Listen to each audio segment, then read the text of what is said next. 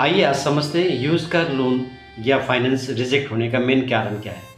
सब कुछ तो ठीक था, फिर भी बैंक ने मेरा लोन या फाइनेंस यूज्ड कार के लिए रिजेक्ट कर दिया। आइए एक एक करके कारण जानने की कोशिश करते हैं। नंबर 1, कार की एज ज़्यादा होना। अगर जो कार का फाइनेंस आप कराना चाह रहे हैं उसका एज अगर 8 से 10 साल से ऊपर है तो उस कार का लोन बैंक पूरी तरह से खारिज कर देता है।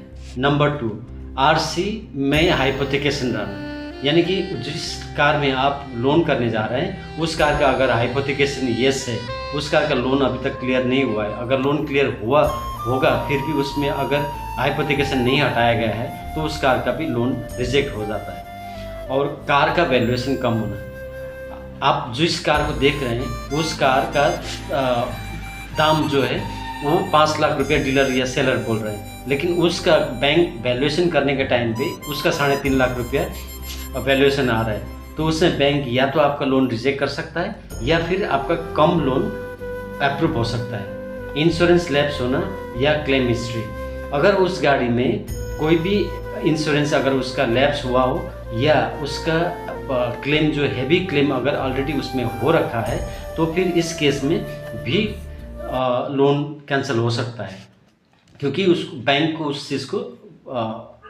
रिस्क लगता है। और उस दूसरा है बायर का सिविल खराब होना, अगर आपका 650 से सिविल नीचे है तो इस केस में भी आपका लोन इम्पॉसिबल हो जाता है अप्रूव होना। आरसी ट्रांसफ़र या ऑनर इश्यू, अगर आरसी ट्रांसफ़र पहले से उस कार में नहीं हुआ होगा या उसका आरसी और गाड़ी का डॉक्यूमेंट्स के साथ अगर ऑनर का नेम मिसमैच हो रहा है उसमें भी लोन कैंसिल होने का चांसेस रहता है। तो 60% जो कारण होता है यूज्ड कार लोन में वो होता है गाड़ी की वजह से होता है। तो गाड़ी में किस तरह का हिस्ट्री पहले रहा है उसके हिसाब से भी लोन अप्रूव में काफ़ी उसमें ये चीज़ मायने रखता है।